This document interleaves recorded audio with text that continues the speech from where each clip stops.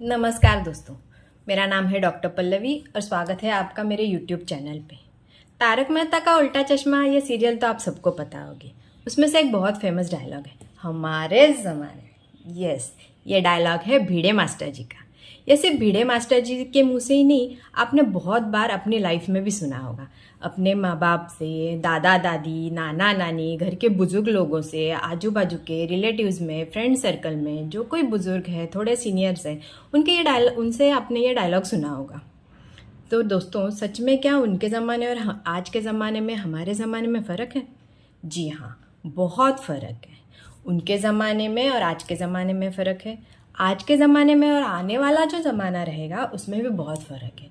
किस मायने में फ़र्क है? ये हर एक चीज़ में, हर एक मायने में ये ज़माने अलग हैं। तो दोस्तों, ये सब में जाने से पहले, डिटेल में जाने से पहले मैं आपको एक मुहावरा सुनाती हूँ। सर सलामत तो पगड़ी 50 बराबर। तो बात करने जाओ तो मैं एक डॉक्टर हूँ, मुझे तो ये बात हमेशा सुनने को मिलती है कि आजकल ऐसे ऐसे रोग आए हैं, ऐसे ऐसी बीमारियाँ आई हैं जिनका नाम तक हमने नहीं सुना था। तो ऐसा क्यों दोस्तों? अगर पहले ज़माने में, जो बदलते हुए ज़माने तक हम बात करें, तो हवा, पानी, खाना, हर एक चीज़ में बदलाव हुआ है।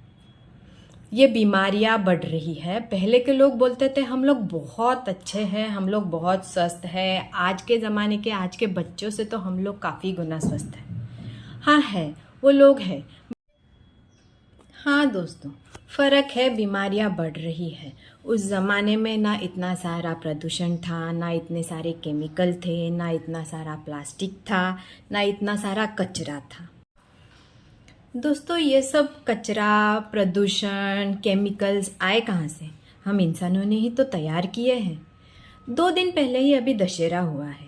दशहरा प्रतीक है बुराई पे अच्छाई की जीत का, असुरों पे देवताओं की जीत का। वैसे देखने जाओ तो ये प्लास्टिक के ढेर, ये कचरे के ढेर, ये बढ़ता प्रदूषण, ये सब आधुनिक असुर ही तो है। दोस्तों, इन असरों पे अगर हमको विजय पानी है तो हमारे सोच में, रोज़ की ज़िंदगी में, हमारे बिहेवियर में छोटे छोटे चेंजेस तो हमको करने ही पड़ेंगे।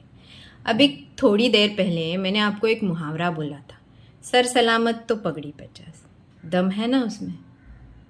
आज मैं ये वीडियो बनाने पे इसलिए मजबूर हूँ दोस्तों, क्योंकि मैंने हाल ही में अपने 2 बहुत करीबी दोस्तों को खोया है, वो भी कैंसर की वजह से। उम्र क्या थी? 35 से 40 के बीच में।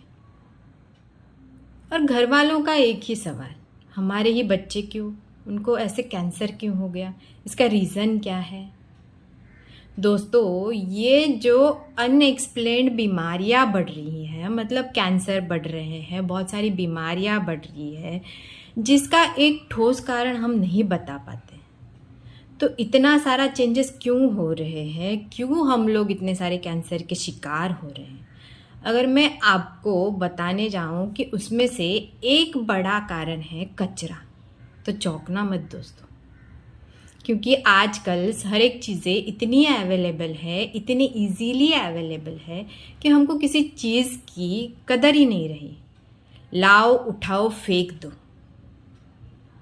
बराबर ना दोस्तों? और ये कचरे में ऐसी चीज़ें रहती है जो बहुत हानिकारक रहती है।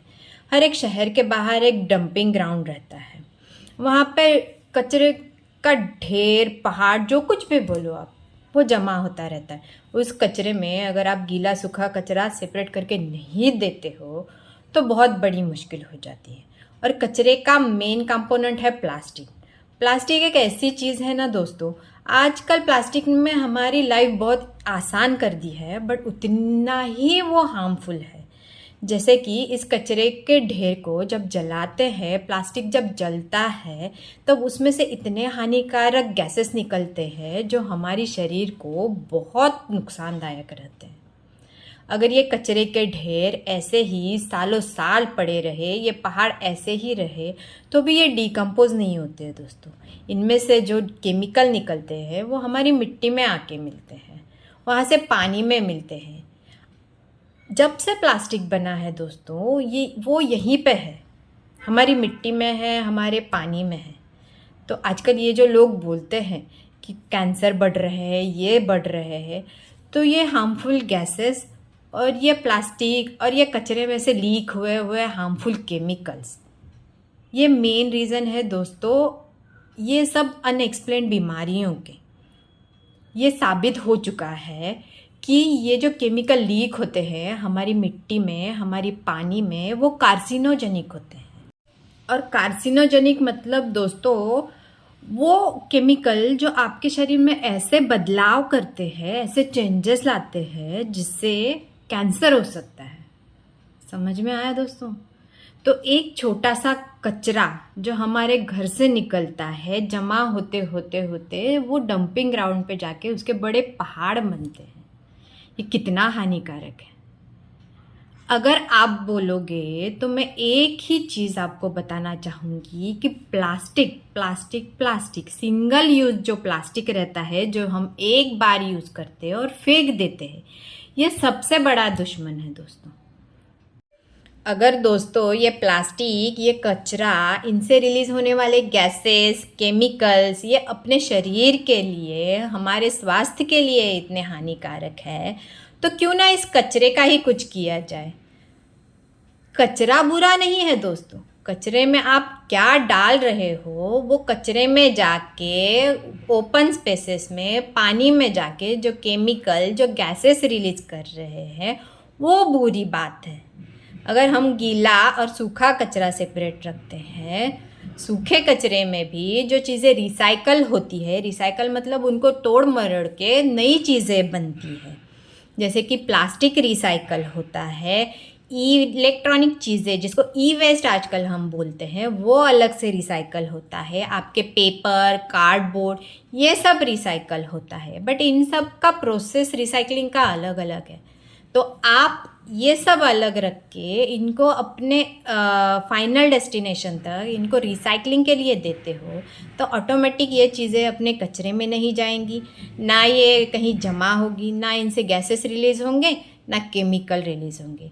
एक छोटे से कचरे का डिफरेंस इसमें रखना, उसका सेपरेट करना, अगर इतनी बड़ी बात, इतना फ़ायदा हमारे शरीर को, हमारे एनवायरनमेंट को, हमारी धरती माता को, हमारे वातावरण को इतना फ़ायदेमंद है, तो क्यों ना एक छोटा सा स्टेप हम भी ले लें।